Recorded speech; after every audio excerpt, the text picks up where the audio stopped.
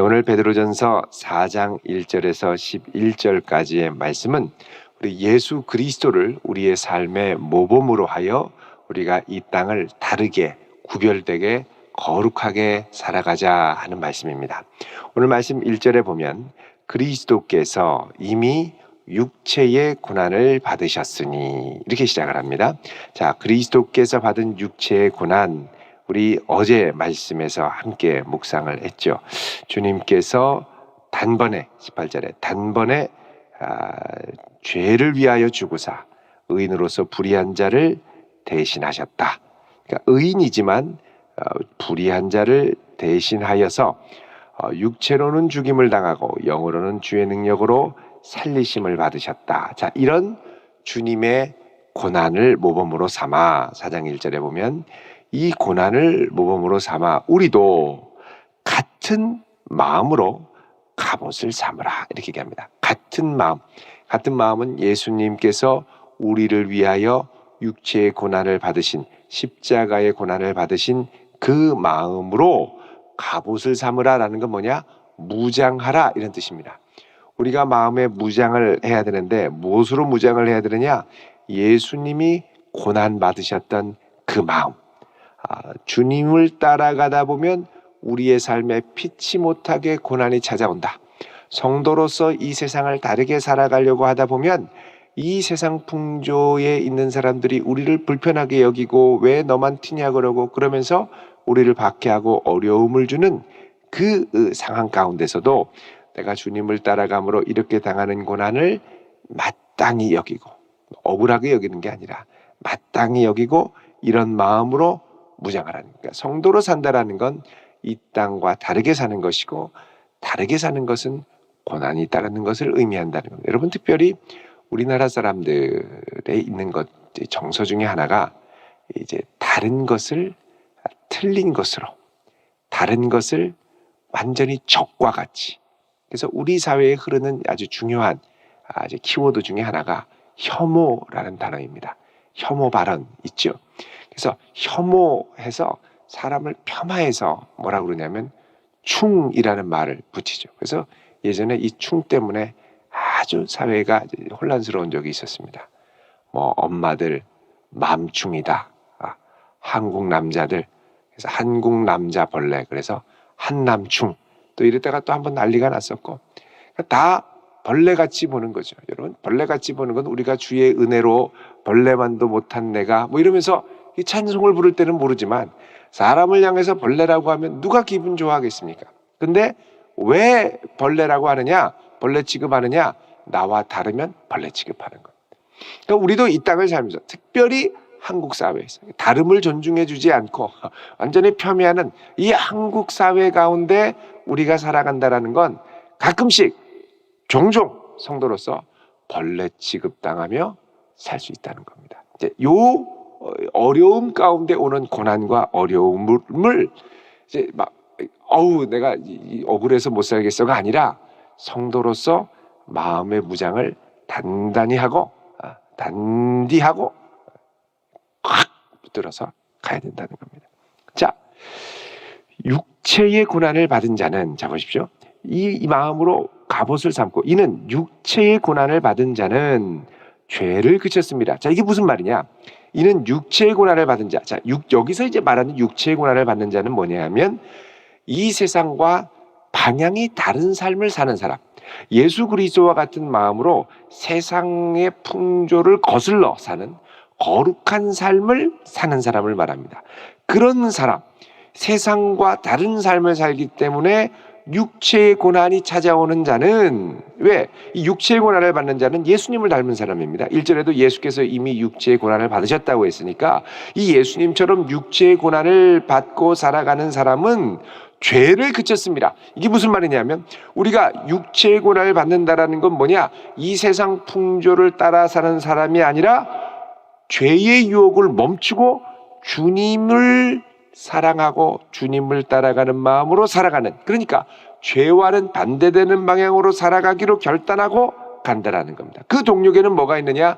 예수 그리스도의 십자가의 모범이 있다는 거죠. 나를 큰 사랑으로 살리신 주의 은혜, 그 세상에서 나 같은 죄인을 위하여 고난받았기 때문에 내가 살 수 있게 됐고 구원받았다는 이 복음에 대한 강력한 동력으로 육체의 고난을 감수하며 동시에 육체의 고난을 받는다는 건 죄와 다른 방향으로 간다는 것이기 때문에 죄를 그쳤다라는 겁니다. 그래서 2절에 그 후로는 다시 사람의 정욕을 따르지 않고 하나님의 뜻을 따라 육체의 남은 때를 살게 하렵니다. 자, 우리에게 고난이 오고 우리에게 어려움이 오는 것은 하나님께서 이제 내가 다시는 육체의 정욕을 따라 살지 말고 하나님의 뜻을 따라 너의 인생의 남은 때를 살라고 허락하신 응답으로 여기라는 것입니다. 그러니까 우리의 삶에 고난이 찾아올 때 이건 뭐냐? 응답이라는 겁니다. 무슨 응답이냐? 더 이상 정욕을 따라 살지 말고 복음을 위해 따라 살라는 주님의 부르심이라는 것이죠. 그래서 3절에 너희가 음란과 세상의 죄의 풍조죠. 음란과 정욕과 술 취함과 방탕과 향락과 무법한 우상 숭배를 하여 이방인의 뜻을 따라 행한 것은 지나간 때로 족하도다. 자, 이거 지나간다라는 겁니다. 이제 예수 믿으면 예전에는 그렇게 좋았던 음란, 정욕, 술 취함, 방탕, 향락, 우상 숭배, 이게 이제 싫어지는 거죠. 이거 지나간 때로 족한다는 겁니다. 그런데 이렇게 하다 보니까 어떻게 돼요? 세상에서 왕따를 당하거든요. 왕따를 당하니까 이게 불안합니다. 이러다가 친구 다 잃어버리는 거 아니야? 그럼 어떻게 되죠? 갈등하는 거죠. 그래도 친구가 중요하지 하고 다시 친구 붙들려고 하다 보면 다시 이 죄로 빠지게 됩니다. 그래서 4절에 보면 이러므로 너희가 그들과 함께 그런 극한 방탕에 다름질하지 아니하는 것을 그들이 어떻게 여긴답니까? 이상히 여겨 비방하나. 자, 옛날에는 그렇게 술 친구가 많고 맨날 친구들한테 전화하고 맨날 놀자고 전화하고, 그러니까 집에 앉아있을 틈이 없었는데 오늘은 일찍 집에 가야지라고 생각하면 집 앞에 와서 기다리고 있고, 하여간 가만두질 않습니다. 근데 예수 믿고 달라지니까 또 같이 술자리 가서 막 술 들고 예수 믿어라 이것들아 뭐 이러면서 막 마시니까 이 불편한 거예요. 그리고 자기는 사이다 먹고. 그러니까 흥이 안 나는 거죠. 그럼 어떻게 해야 됩니까? 또 다음부터 오지 마라. 너 때문에 술맛 떨어진다. 뭐 이러면서 막 이러니까 이게 얘가 좀 이상해졌다. 얘 맛이 갔다. 도대체 왜 이러냐? 그전에는 오면은 분위기 띄우고 그렇게 내가 얘만 오면 왠지 막 같이 술잔을 들긴 하는데 술 마시면 안 될 것 같은 거예요. 이렇게 살면 안 될 것 같은 거예요.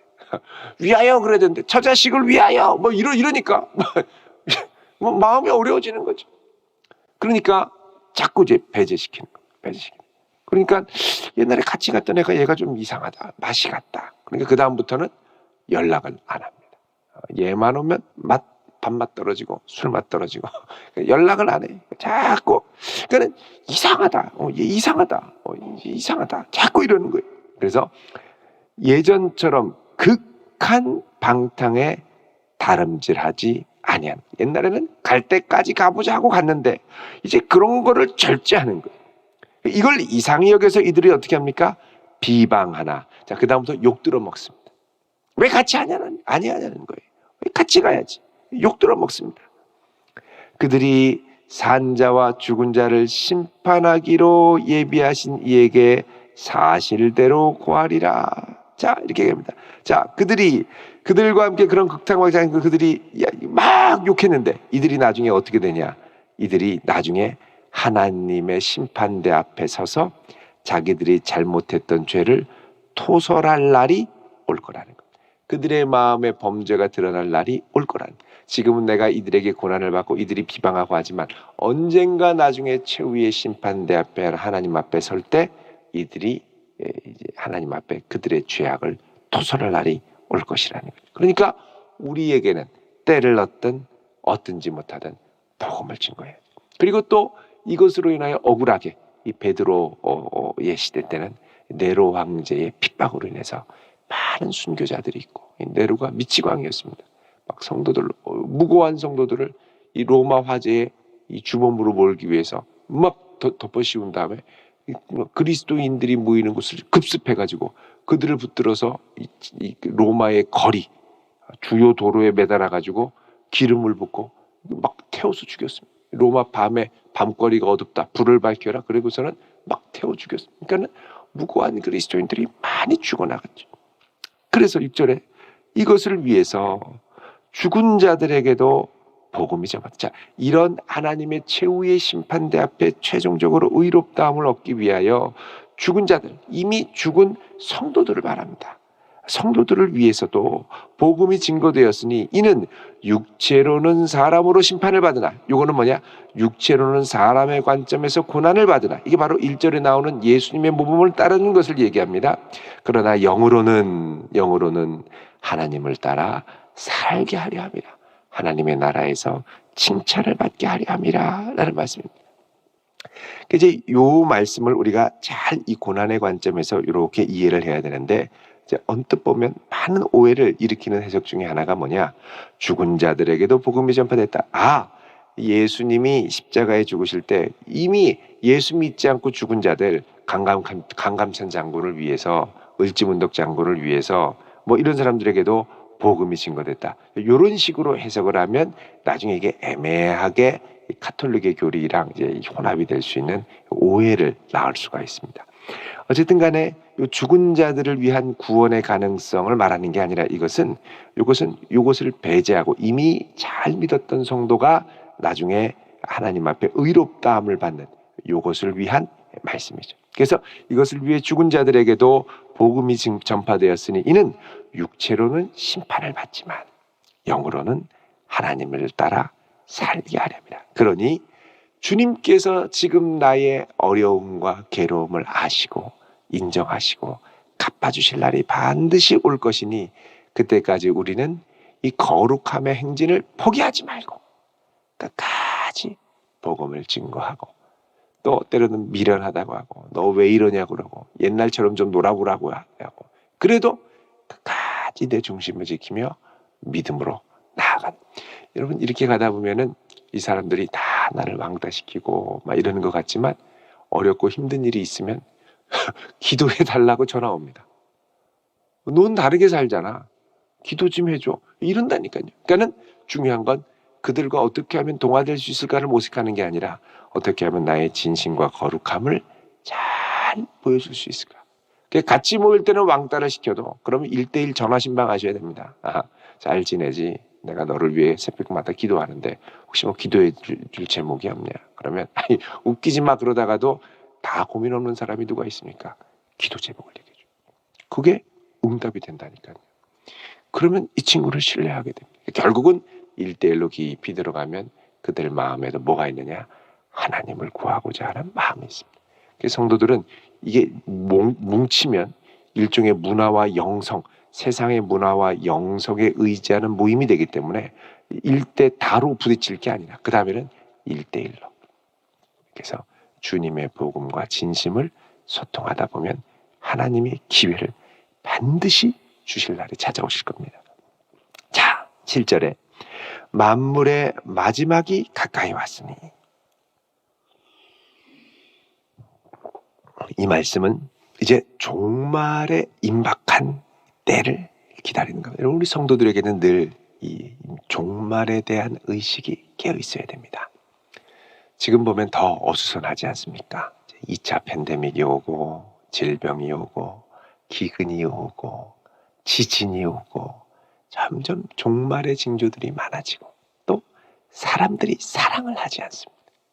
자기만 사랑하고 쾌락만 사랑하고 돈만 사랑하고 주님을 사랑하지 않고 가족을 사랑하지 않고, 그러니까 다 집에서도 남남처럼 지내고, 이제 뭐 졸업하지, 결혼 졸업하지, 졸업. 자녀와 부모 사이도 남남처럼 다 갈기갈기 찢어지고 다 분열되는 게 아니라 만물이 가까이 올수록 성도는 어떻게 해야 되느냐? 사랑해야 됩니다. 자, 그러므로 너희는 뭘 차리고요? 정신을 차리고. 지금 이렇게 할 때가 아니라는 거예요. 근신하여. 근신은 뭡니까? 부지런히 깨어 있어서 기도하라 그럽니다. 하나님의 뜻을 확인하며 살아야 된다는 겁니다. 그래서 여러분, 정신을 차리고 근신하려면 세상 흘러가는 대로 내 마음을 그냥 맡겨서는 안 됩니다. 정신 잃어버립니다. 정신줄 놓기가 참 쉽습니다. 그래서 어린아이들이 보는 요즘 만화 중에 놓지마 정신줄 이런 만화도 있습니다. 아이들도 정신줄을 놔요. 게임에 막 또 정신줄 놓고 정신없습니다. 여러분, 정신을 차리고 근신하여 기도하라. 이건 뭐냐? 마지막이 가까울수록 성도에게 필요한 중요한 역량이 뭐냐? 절제. 다 가면 안 됩니다. 성령의 9가지 열매 중에 마지막이 절제죠.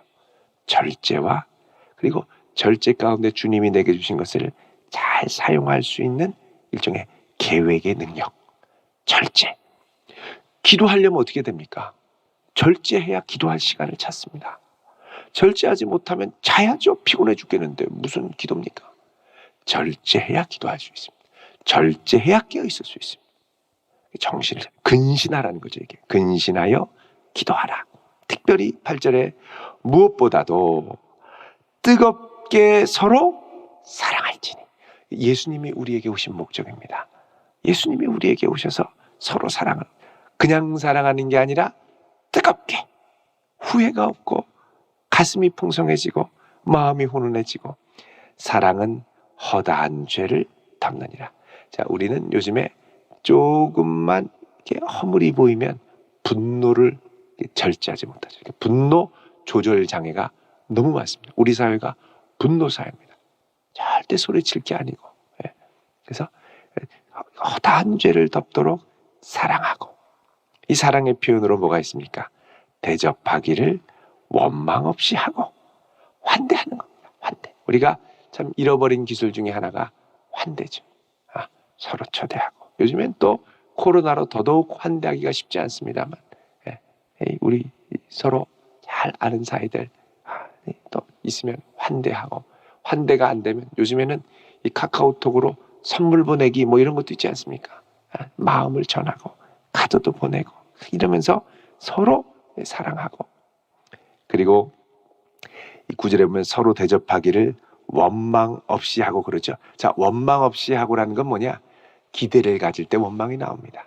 내가 이만큼 했으니 너도 나한테 이만큼 해야지. 그러면 실망스럽거든요. 항상 내 기대에 미치지 못하는 경우가 많습니다. 그래서 대가를 바라지 말고 아낌없이 나누어 주는 것으로 감사할 수 있는. 10절에 각각 은사를 받은 대로 하나님의 여러 가지 은혜를 맡은 선한 청지기 같이 서로 봉사하라. 자, 서로 받은 은혜가 다르고 서로 받은 은사가 다릅니다.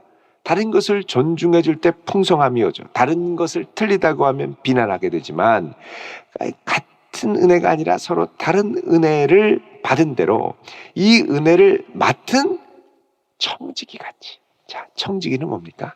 내게 은혜와 은사가 있는데 이게 내 것이 아니라는 거예요.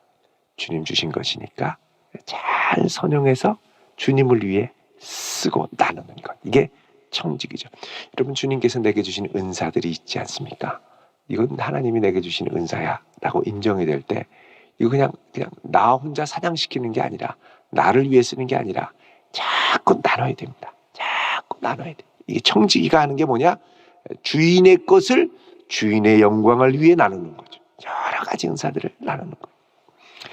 여러분, 특별히 여기 보면 8절부터 서로라는 단어가 자주 등장합니다. 8절에 뜨겁게 서로 사랑하고, 9절에 서로 대접하기를 원망 없이 하고, 10절에도 선한 청지기 같이 서로 봉사하고.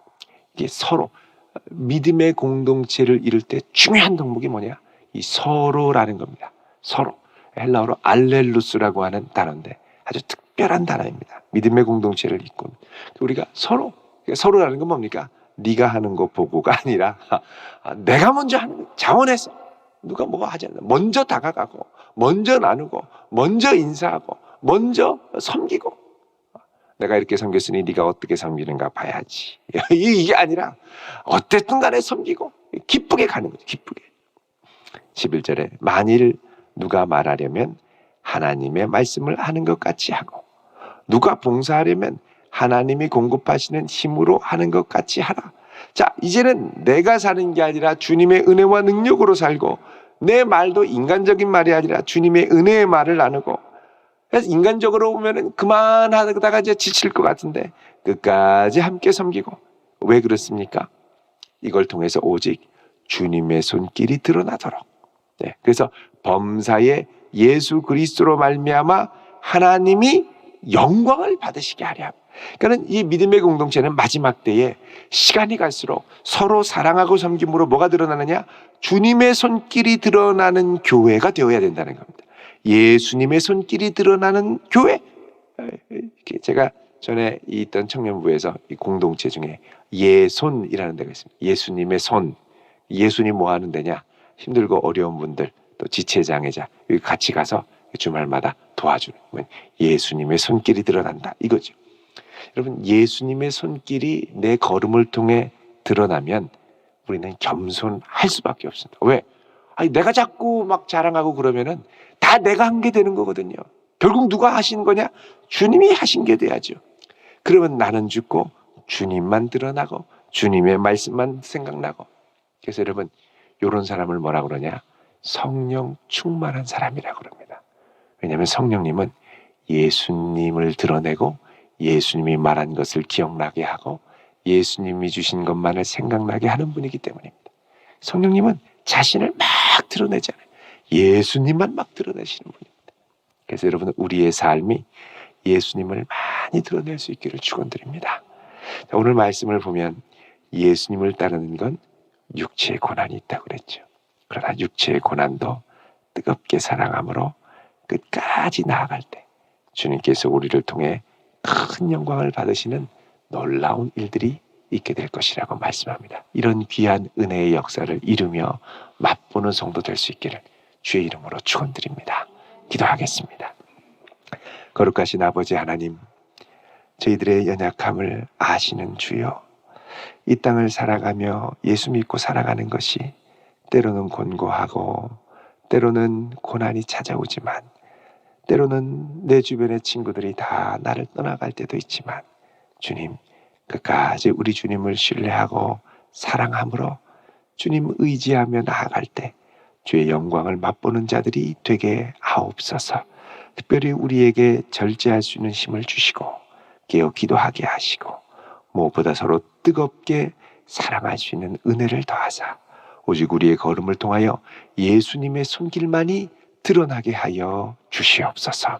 이 한 날도 주께 맡기오며 예수 그리스도의 이름으로 기도하옵나이다. 아멘.